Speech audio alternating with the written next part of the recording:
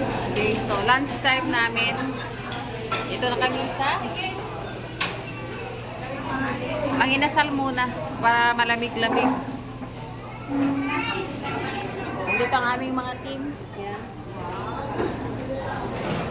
Team badminton. Badminton team.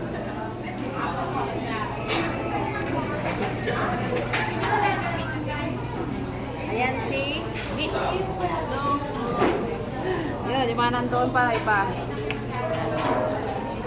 Hindi kami magkakasama sa ano sa isang table kasi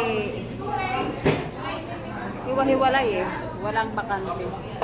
Ayan. Ang tawag sa sabaw na yan ay magic sabaw.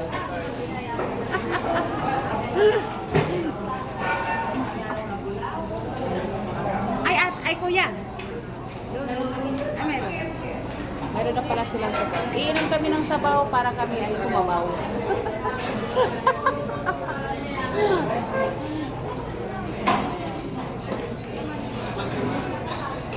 Iinom ng sabaw para sumabaw.